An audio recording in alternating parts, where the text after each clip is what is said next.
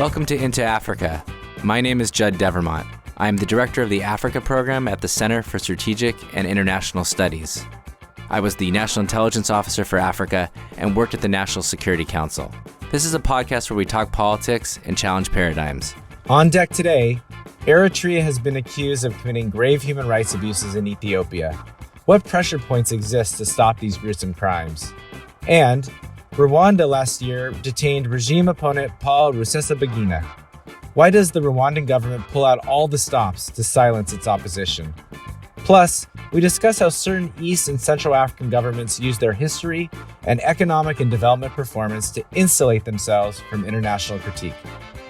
So whether you have a history with the continent or you're a newcomer, we want to get you into Africa. Eritrean troops have been accused of killing hundreds of unarmed civilians in Ethiopia's Tigray region. What will it take to stop these serious human rights abuses?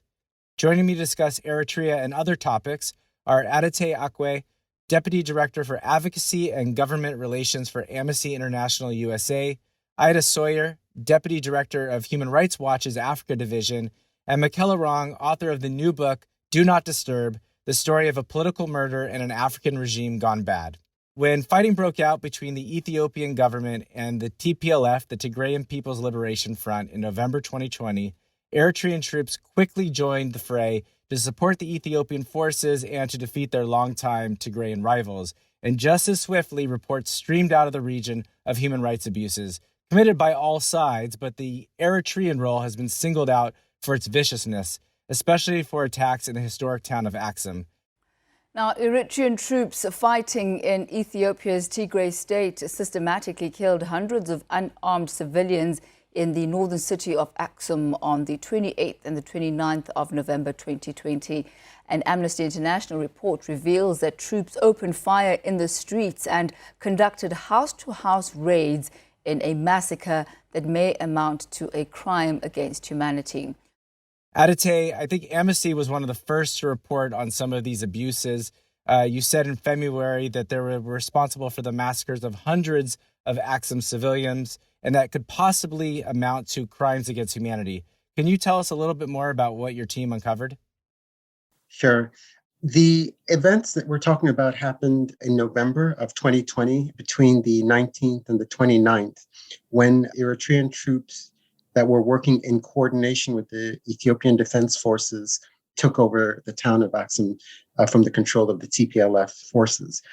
What we were able to do in interviews with survivors and also in using satellite research was basically to confirm that first, the Ethiopian and Eritrean forces shelled the city of Axum indiscriminately, which of course caused widespread loss of life and damage to property and infrastructure. And that after the shelling was completed, the troops moved in and over approximately a 24-hour period, deliberately shot civilians in the streets. They carried out systematic house-to-house searches. They extrajudicially executed men and boys. And this was allegedly in retaliation for an effort by the men of Axum to sort of try and retake a strategic mountain that overlooks the city. And the military initiative that we're talking about involved local militiamen and some residents who were using sticks and stones. And of course, they were repulsed and defeated by the Eritrean forces. And that led then to this deliberate massacre and targeting of literally all male population in the city. The Ethiopian government, of course, initially denied that it had happened. We have not received any kind of response to date from the Eritreans about not only what happened in Axum, but of course, the other abuses that they're linked to in this conflict in Tigray. And this is one of the core events that we believe has to be investigated by an independent international commission of inquiry. Ida, Human Rights Watch has reached a similar conclusion about Eritrean culpability, particularly in Axum. But I want to give you an opportunity to add anything to Adotei's account, but then maybe we should look at this more broadly and put it in perspective. Do you see the Eritrean role in these atrocities as comparable to some of the other actors, TPLF, the Ethiopian government, the ethnic militias? Is there something that stands out in its scope, in the violations, in the callousness? How do you sort of rack and stack what is just an awful situation in this region? Thanks, Judd. I think Adotei's given a really good overview, and our findings are very much in line with Amnesty's research on the Aksum massacre. I just want to highlight what we documented in that week leading up to the sort of 24-hour killing spree from November 28th to 29th. And this is after the joint Ethiopian and Eritrean forces shelled the town. They then came in and started extrajudicial killings even a week before the big massacre happened. And then we documented really widespread pillaging by both Ethiopian and Eritrean forces. They even attacked St. Mary's Hospital, shot and killed patients there, and then looted critical hospital equipment and supplies. And this is really what provoked just such anger, and that led to the attack that Adotei described on the hill with the Eritrean base, and then that prompted this massive, deliberate killing spree. I think the heinous killings during this massacre and the other abuses we've documented by Eritrean forces really reveal a complete disregard for human life. And in addition to Aksum, we've documented numerous other massacres and indiscriminate killings, sexual violence against women and girls, large-scale pillaging, destruction of public infrastructure, including hospitals, schools, and refugee camps, as well as private property, farms, and homes.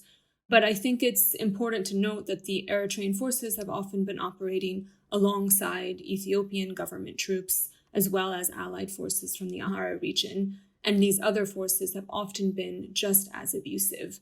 In Aksum, most of the killings appear to have been carried out by Eritrean forces during the 24-hour massacre, with Ethiopian troops looking on and doing nothing to stop the killings.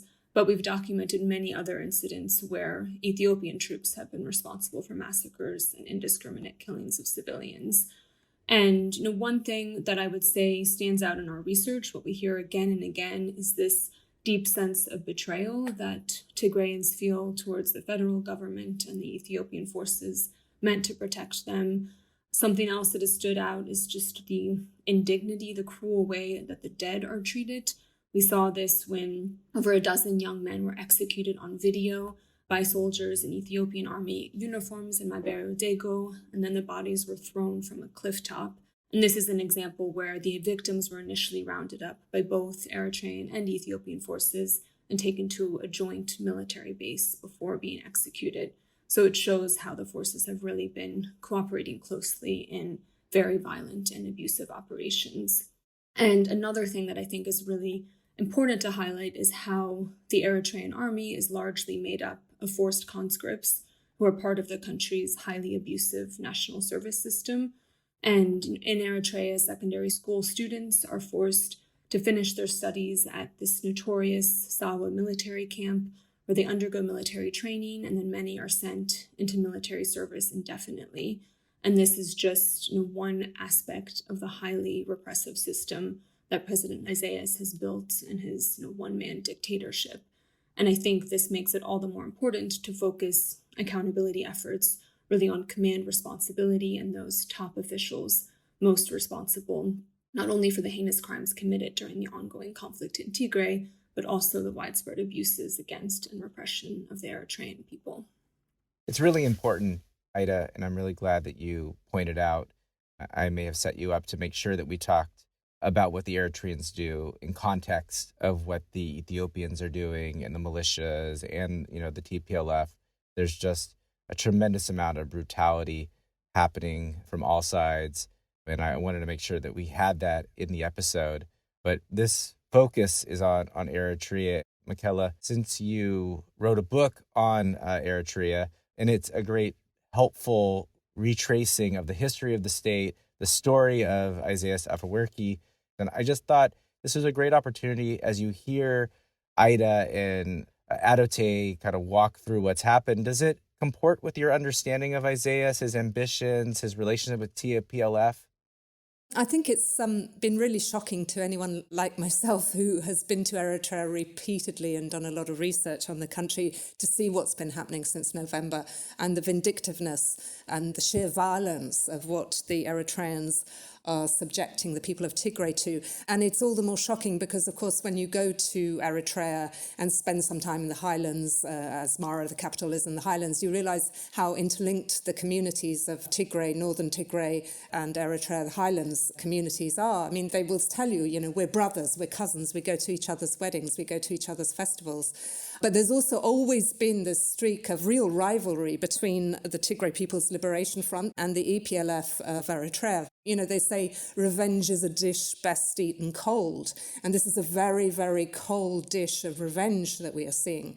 Because in the 1980s, there were always rivalries between the TPLF and the EPLF over strategy. There were moments where each movement felt that the other had sold them out, been the cause of unnecessary deaths. Then when the two stormed together and overturned Mengistu and seized control of Addis Ababa, there were ideological differences between how each one of them saw the future. And then what we saw was the two movements going to war in 1998 over the border. Effectively, Ethiopia had won the war, but when they then went to arbitration, which is what the international community encouraged them to do, the Boundary Commission found that Badme, in particular, had always been Eritrean. So you had a Boundary Commission announce the ruling, retraced the border, said this is where the border lies, and then Ethiopia ignored it. And that was the moment where the international community, in my view, should have stepped in and obliged Ethiopia, influenced it, pressurized it, cajoled it into marking that border. Instead, the international community was very aware that Ethiopia was the more important, the bigger country, the strategic partner that really mattered, and that Eritrea was increasingly seeming to be a more and more inward-looking, hardline state, which was obsessed with sort of doing military training. And Meles Zenawi is a charming leader, and Isaias Afwerki is not. So there was a tendency in the international community to let that ride. And since that border ruling was never enforced, I think Eritrea just kind of shrugged its shoulders and walked away and said, okay, fine, we don't care. We'll do our own thing. We're going to have very limited interactions with the outside world. And became widely regarded as a pariah state. And of course, when Meles died and Abiy Ahmed became the new Prime Minister of Ethiopia, and then he ends up sort of falling out with the TPLF, Isaias has this moment where he can form this great pact with Abiy, and now is his closest partner in this war. And this has been the moment to sort of show the TPLF, who is boss, that he is the kingmaker. He's only got a tiny little craggy Rocky Mountain state. He's got an economy of no importance whatsoever, but he gets to call the shots because Abiy needs him to fight this war and to win it. And so I think Isaias is sort of reveling in this moment, and that's why you see this incredibly ruthless and vindictive campaign, because he's not only trying to sort of destroy the TPLF, he's trying to subjugate and cow that whole Tigray region so it will never represent any kind of challenge economically, strategically, diplomatically to Eritrea. So in 1998, you have these two macho personalities pitted against each other, fought a terrible, destructive war, and never were able to sort of reach any sort of resolution over Badme, despite international court decisions. Now we have two macho personalities, Abiy and Isaias, aligned together. And no amount so far of international condemnation has changed their calculus. We've seen U.S. diplomats call for the withdrawal of Eritrea from Ethiopia.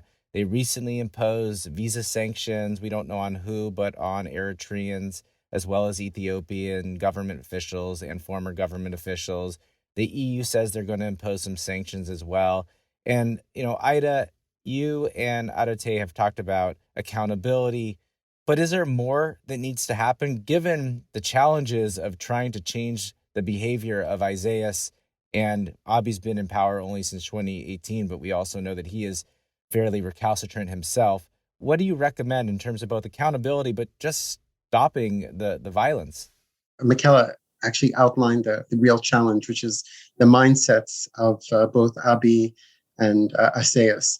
And recently imposed U.S. sanctions are probably an important first step because the European Union was always waiting for actions from Washington before they did anything. This was even when Ethiopia was tearing itself apart, before Haile Mariam stepped down and Abiy came to power. The fact that Washington is engaged and is doing something, and that there is alignment between the executive branch and Congress, is an important first step. But Washington is going to have to bring its A game to pull the African Union to do much more than it has done. And we all know that that's going to be a challenge because it's based in Addis. But the African Union itself has to move away from blind endorsement and continuing loyalty to the Abiy administration's record. And this is why this issue of accountability is so important, because the facts, I think, are the most powerful weapon that we can use in trying to force change from the Ethiopian side of this alliance. The Eritrean side may be a little bit more problematic. And that's why the investigation, the Commission of Inquiry that both Human Rights Watch and Amnesty have been calling for, and is so important. The investigations are also, I think, timely because they're happening within this larger context of elections in Ethiopia that are now scheduled for later in June and are important for Ethiopia's trajectory itself. But going back to Eritrea, I think that there's got to be a much more sustained focus on the country and the conditions that Ida outlined. It's basically a dictatorship. It is not probably an overstatement to call it a big gulag in terms of how it uses its youth, how it treats dissent, and how it works to consolidate power around this one figure. That has to be addressed head on. And I don't think that the international community has figured out how to do that yet. But it's got to be a broader coalition, which I think fits in with the Biden administration's approach to global affairs. It's got to probably include much stiffer pressure on other countries that are supporting the Eritrean government. And it's also, of course, got to get full and unrestricted access, not only for the humanitarian side that Ida mentioned, but for the eyes and ears, the media, the independent human rights organizations, the things that are going to document just how bad things are in Tigray and what the Eritreans are involved in. Ida, do you want to add anything? Yeah, just to say, I fully agree with what Adotei has just outlined, and we really welcomed the recent U.S. visa restrictions and the other restrictions on economic and security assistance. And for that to really have the biggest impact, we hope to see the European Union and other states following really quickly and showing, a united front and sending a very clear message to top officials commanding these abusive operations that there are personal and real consequences for their actions. And we also, on the accountability front, we hope there isn't going to be sort of a watered down investigation. And I think also critical is to keep up the pressure on the Ethiopian government to ensure that the communication lines remain open and that we don't continue seeing these cuts of phone and internet access for weeks at a time, ensuring that journalists, human rights organizations have access or able to do their work without being arrested or being thrown out of the country. And we really need to see a continued push for all parties to ensure unhindered humanitarian access.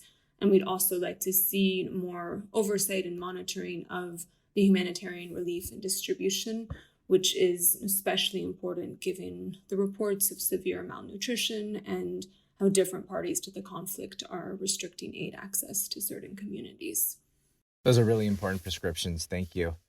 I want to move to Rwanda now. We're going to focus on Rwanda for the next two sections.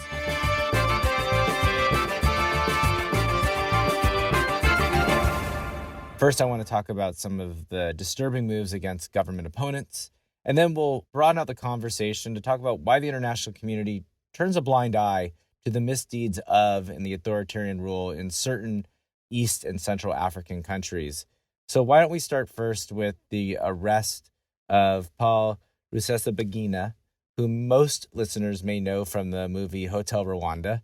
And on August 27, 2020, Rusesabagina was essentially tricked into traveling back to the region where he was put into Rwandan custody and jailed for terrorism-related charges. Rwandan prosecutors have charged him with 13 terror-related offenses, including financing terrorists, complicity in murder, and forming a rebel group. Paul has maintained his innocence. The understanding has always been that these allegations against Paul are linked to his criticism of the regime that's in power in Rwanda. Ida, Human Rights Watch has called this a forced disappearance. So what happened and why is this arrest significant?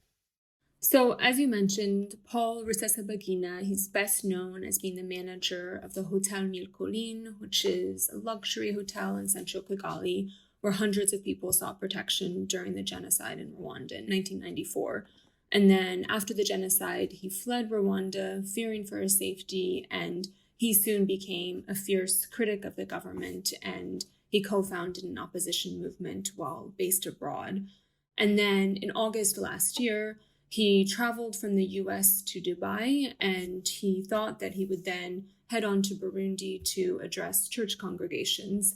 But family members told us that they exchanged WhatsApp messages with him that evening of August 27th while he was in transit in Dubai, but then they weren't able to contact him again. And they knew nothing of what happened to him until the Rwanda Investigation Bureau announced that it had Rusesabagina in custody in Kigali on August 31st. So this made him a victim of a forced disappearance for these 3 days while he was in the custody of Rwandan officials or their proxies. And Rusesabagina later said that during this period, he wasn't aware of where he was, and he was kept blindfolded with his hands and feet bound. And his family members weren't able to speak with him until September 8th. He was then charged with terrorism offenses, and his trial is ongoing.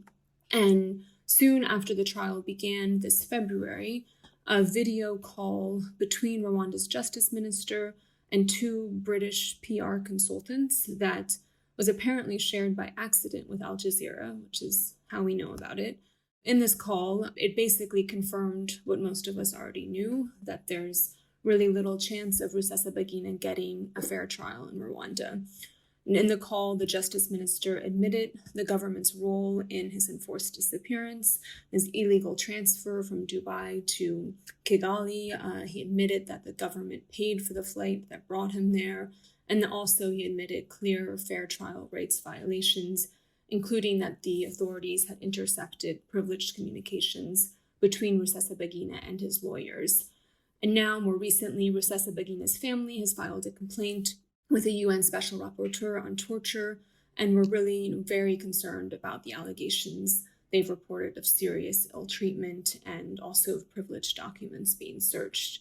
So, why is this important? I think, unfortunately, in many ways, Rusesabagina's case is not unusual. It fits within and is really emblematic of the broader patterns that we have and continue to document regarding anyone who's perceived to be a critic of the Rwandan government. Rusesabagina is one of the latest examples of those being targeted. Adotei, Rwandan President Paul Kagame has said, I don't know why people are making a lot of noise. He's in a court of law. He's not being hidden somewhere. Now, Ida has said that it's almost sure that he's not going to get a fair trial. I wonder, what does Amnesty think? Is there even a possibility that he could get a fair trial in Rwanda at this point? Absolutely not. We agree with Human Rights Watch's assessment. The question of independence of the judiciary in Rwanda, I think, is fairly obvious that it is under incredible pressure and influence from the executive branch and from Kagame's office, if not from him himself. It is a very efficient, autocratic, repressive state that he runs. And so its ability to withstand his wishes, I think, is questionable. One of the few cases where we saw some independence was, of course, with the case of Diane Rwigara, who was a would-be presidential aspirant. She was subjected to not only a public shaming campaign by the Rwandan government and by allies of the government, but then she was, of course, arrested on very dubious charges. And she and her mother ended up spending almost over a year in jail. In that case, the facts were so flimsy that the Rwandan courts did eventually free her. But her case was not unique. The courts have been used to crush independent voices, to silence dissent. And so the chances of him receiving a fair trial are extremely low, and the situation is very alarming. And I think that it fits also, of course, with the credible links that the Rwandan government has with targeting opposition officials in other countries. We all know about the cases in South Africa where members of the former government that had a falling out with Kagame and fled into exile, ended up being dead under questionable circumstances. So Kigali has basically managed to very effectively establish this mantle of fear and intimidation. And Rusesabagina was one of the few figures, I think, that seemed to have the global stature and the profile to stand up to him. And yet here he is in a Rwandan court in the bowels of the machine, so to speak. And I think that that is why there's such a global mobilization around the case. Michela, Ida and Adotei set you up very nicely, right? Rusesabagina's arrest, not unusual, as Ida said, part of an established pattern. Adotei referenced the attacks on and death of former RPF dissidents in South Africa, which is the main story in your book, Do Not Disturb. You talk about the murder of former Rwandan intelligence chief Patrick Karegeya. It'd be great, I think, at this point to hear a little bit why Karegeya was the story in your mind to shine a light on RPF brutality against its civilians and, very close insiders. Is there a through line in your mind between Karegeya's murder and the Rusesabagina's case? Well, yes, because the common theme is no challenge will ever be tolerated, no dissent will ever be allowed. That's the message that comes out from Paul Kagame, from the presidency. I became very intrigued when I heard through friends that Patrick Karegeya had been murdered in South Africa. He was not only the head of external intelligence in Rwanda, he was also the man who used to deal with the press. He had an incredible network of contacts across Africa and in the West as a result, because he was a very ebullient, very friendly guy. And he was one of Kagame's closest friends and most trusted advisors. And so when he himself fell out with the regime and then ended up being detained and then jailed and serving a prison term for insubordination and then finally fleeing the country, going to South Africa where he set up an opposition party and started denouncing Kagame's regime as a dictatorship and saying the system that we have set up, that the party that I championed has set up is actually just as bad as the one it replaced. That was a pretty astonishing thing to say, given the sort of attitude most of us feel towards Juvenal Habyarimana, Kagame's predecessor, and the genocidal regime he established. I think what you're seeing in both Eritrea and Rwanda is you're seeing revolutionary movements that have taken power, promising democracy, ethnic reconciliation, human rights, free press, opposition, drafting wonderful new constitutions. And then when reality begins to hit home and they realize that they rather like being in power and staying there, the regime begins to change. And then people within that system stand up to the big man and say, well, this isn't what we signed up for. This isn't what we believed in. And the same thing has happened in Eritrea with the arrests of the G15, who were his closest allies within the EPLF and who haven't been since they were jailed in 2001. So you see Patrick Karegeya, General Kayumba Nyamwasa, the former head of the armed forces, and the former presidential counselor, advisor, Theogene Rudasingwa, the former Solicitor General, Gerald Gahima, all of them forming this opposition party called the Rwanda National Congress, and then being targeted and incredible lengths being taken by Rwandan intelligence to track them down abroad and kill them. So they succeeded with Patrick Karegeya, with Kayumba Nyamwasa, the general in South Africa. He's had about 4 or 5 attempts on his life. So Rwanda has inserted itself in a small group of states that practice what Freedom House calls transnational repression, and that basically regard national boundaries as being no problem at all. We're just going to hunt down our enemies wherever they happen to be. And Rusesabagina falls into that pattern. He isn't an active danger to the regime, so he's still alive. Well, let's broaden the conversation out for the episode's last section. Because, Michela, your book, you tackle a number of aspects about the RPF's founding, about the story of post-genocide Rwanda, but the part that resonated with me, and I assume many of our listeners who focus on policy, is the myth-making project of the Kagame regime and how that has warped the international narrative about Rwanda. I mean, what happened to Karegeya and others, the destabilizing role of the Rwandans in Eastern Congo, that's well known to everyone. These aren't new stories that you unearthed. I know that one of the first books that I read, Howard French's book, The Taking of the Continent, I thought it was wrong. I mean, I didn't know anything. I was like in college, but I was like, no, this doesn't comport with what I understand about Rwanda, what I have been taught. And so I really love you to sort of expand on this dynamic, how this myth making, these narratives that particularly Rwanda, but we can also talk about other governments in the region, use to deflect criticism and to cultivate supporters globally. Yes, I'm glad you admit to having had that cognitive moment because I went through the same thing, and I think an awful lot of journalists who covered Rwanda did. And I tend to feel it's a natural reaction to the genocide, because anyone who had covered the genocide or sort of worked in Rwanda soon after or interacted with it, it was so horrific what you saw. And so the natural reaction was when there was this very disciplined, straight-talking, focused guerrilla movement coming in and basically putting an end to all of that and sending that army and those extremists into permanent exile from the country. The natural tendency was to think, thank God, and they were talking all the talk of ethnic reconciliation and reconstruction, and the West just wanted to help. And it had this tremendous feeling of guilt. Rightly so, because during the genocide, instead of the UN immediately sending in reinforcements, some of its members pulled out their peacekeepers and left the Rwandans to it. There was a tendency to then overcompensate and try and make up for that by piling on the help, flooding the place with aid. Certainly all the NGOs rushed in to help because there was sort of huge problems with refugees and there was a huge amount of reconstruction to be done. And so I think it took a very long time for people to begin to think, well, okay, maybe this isn't quite such a simple picture. One of the things that I'm very aware of now is how difficult it was to research things at that time. And, it wasn't like you could just Google and find out what was going on in Rwanda before the genocide exploded. I mean, we now know that the RPF had an awful lot of blood on its hands by the time it seized control of Kigali. A lot of the context which explained why there was this incredibly toxic relationship between the Hutu community and these Tutsi rebels coming in, that was absent from most people's minds. And that would apply to diplomats as well as journalists and aid workers. And I think, then the doubts began to set in as we saw the ruthlessness with which the RPF broke up the camps of Hutu refugees that had been established in neighbouring Congo.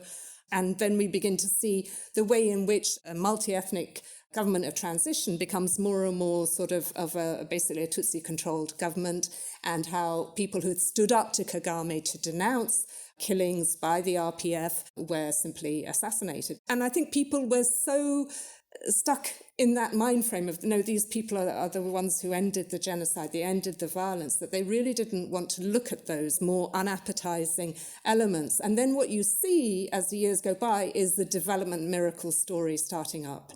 And the development miracle story, is not untrue. Rwanda, everyone knows who visits it, is very impressive. It's very neat, very tidy. The roads are in incredible condition. Figures for maternal survival rates and primary school attendance and vaccinations are very, very impressive. But I think the story then became that a lot of people who were just focusing on the sustainable development goals began to sort of feel that things like the fact that there was no free press, the opposition really didn't exist, that anyone who stood up to the regime was either harassed or arrested or intimidated or simply disappeared. Those worrying signs got downplayed because everyone was saying, but this is an African model for development. If the human rights thing isn't that impressive, well, maybe a country emerging from a genocide, you really can't expect them to be like Denmark. And I think that has continued to be the narrative and maybe is only now undergoing a wobble because the evidence of really worrying human rights abuses has just become so impossible to ignore. Ida, I'd like you to kind of add to this conversation because it's not just happening in Rwanda, or it's also been true or had been true of Uganda under President Yoweri Museveni. And we talked earlier about Prime Minister Meles in Ethiopia, but a similar sort of dynamic is there. Why are foreign governments consistently turning a blind eye to these regimes? Adding to what Michela said, I think in the Rwanda context, it began with this deep sense of guilt for not having intervened to stop the genocide, and then a kind of strong desire to want to see and believe a good news story and support a hero. And then there's the idea of the development miracle that Michela mentioned, and many donors and foreign partners have just minimize the human rights abuses given the country's extraordinary economic growth. And I think what we've documented in the transit centers in Kigali is a good example of the methods that the authorities are using to try to maintain this pristine image. And there, authorities have rounded up thousands of street children, street vendors, homeless people, and then they're detained in this transit center, Gakondo, and they're held in filthy, overcrowded conditions. Many are beaten, and they've been told explicitly that they're detained because they make the streets dirty and they make Rwanda look bad. We also have, people explicitly being told not to talk to foreigners. Creating a hostile image of Rwanda abroad is now a criminal offense. People who dare criticize or speak out about the government have been arrested and put on trial on the basis of this. And so these just shows the tactics that they're using to try to curate the image that they want outsiders to see. And I think the one time we've seen real pressure on Rwanda in recent years was during the abusive M23 rebellion in eastern Congo. And there, the international community responded. The US and several European countries deployed intense diplomatic pressure and they suspended aid. And that led Rwanda to pretty much immediately withdraw its support, and the rebel movement crumbled. So I think this shows that Rwanda is absolutely susceptible to international pressure, but it depends on where the international partners draw their red lines. So blatantly backing an abusive rebellion in eastern Congo was a line too far, but what about when they disappear and kill critics? And so far, the message from the international community has been that they can get away with it. We've seen in Uganda and Ethiopia a similar just sort of unwillingness to look at what's happening inside the country in terms of human rights abuses. In the case of Uganda, again, wanting to believe that Museveni was the liberator and then became a critical partner on security in the fight against the LRA and Al-Shabaab, and an unwillingness to really pay attention to the increasingly abusive, repressive tactics, which many people woke up to this with the elections earlier this year, which were highly violent and abusive, but the warning signs were there for many years. In Ethiopia, I would say that what we're seeing today with the war in Tigray is in part a direct consequence of the international community's focus for years on development assistance and cooperation, very much at the cost of human rights and accountability. And we saw under Meles how development assistance was actually contributing to human rights abuses, including through the villagization program and the use of development assistance for political purposes. And then when Prime Minister Abiy came to power, it seemed that everyone really wanted to give him the benefit of the doubt. He got the Nobel Peace Prize. Many diplomats were clearly withholding criticism or pressure and saying he needed to be given time and space. And this was despite the increasingly worrying signs of repression, tensions, and conflict escalating across much of the country that we and others were documenting. And it was essentially a pressure cooker. And I think if the international community had paid more attention to the underlying causes of violence and tensions in the country, a long-term sense of grievance and impunity, it's possible that the steam could have been let off over the years instead of leading to the explosion that we're seeing today. There's such a false assumption, right, Ida? This sort of let's give them time and space, this sort of unabashed endorsement, and we will paper over any of the problems because it comes home to roost. But here's the question, Adotei. Journalists like Michela, like your organization, Amnesty, Ida's organization, Human Rights Watch, think tanks like mine, we write about these things all the time. It's not that we have sort of hid them under the bed. And it's taking a very long time to change the way in which governments engage with actors that have very bad human rights record. Is there a better way to sort of accelerate this process of seeing what is happening on the ground and acting appropriately? Well, the groups that you've referenced will continue to be irritating, annoying, and challenging to policymakers for constantly saying, hold on a second, this is troubling, or you have an obligation to basically challenge this and to condemn a certain policy or an action. I think that our challenge is something that both Michela and Ida have gone into detail in, which is basically the problem of national interest and utility. These regimes and the relationships that support them that are continue to be believed by donor governments are based on the utility that these people are an improvement on what was there before, or that they are, quote unquote, efficient in their use of foreign assistance, or that they are effective in a larger agenda or strategy. For example, the three countries that we've been talking about the most, Ethiopia, Uganda, and Rwanda, are all strong allies in the war on terror. And Judd, you and I have been on hearings where we basically said that larger agenda is eroding not only rights, but security, and creating some of these problems that we're seeing right now, or it's facilitating them to continue. We have to figure out how to create the support and the space for our peers in these countries to survive and to operate. I know all of us have been in discussions where when we've raised concerns about a certain practice, we've basically been shut down as saying, you guys are from the West, you're imperialist, you're bringing in an agenda that doesn't understand our situation.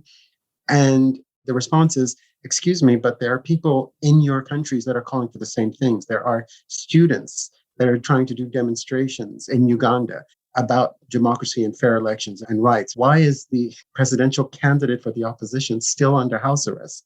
It boggles the mind. And yet there's no large kind of mobilization of diplomatic pressure to get that addressed in Uganda, for example. So the discussion of closing civic space, I think, has been one that the rights community and journalists like Michela have been talking about. And you're beginning to see it register as a bigger problem here in Washington, but you're not seeing it reach the levels where there's going to be effective policy change, or at least not yet. And maybe the Biden administration is going to be a little bit different. But even if it is it going to be a foreign policy priority that is going to force the US partners and other donors to the continent to also rethink how important it is for this business of openness, dissent, messiness, argument, but within rules that are respectful, that do not allow people to be eliminated? In other words, how do you get the act of democratic governance and debate to be allowed to grow, to strengthen? And as long as we continue to allow these donor countries and influential countries to continue to say, we're going after the strong, the military usually, and these partners who we, quote unquote, can trust to keep order and be of utility to us, then we're never going to get the responses that these countries deserve and have a right to, and that we all need if we're going to see stability and sustainable economic growth. Well, that's exactly where I want to wrap up the episode. And I'll give Michela the final question.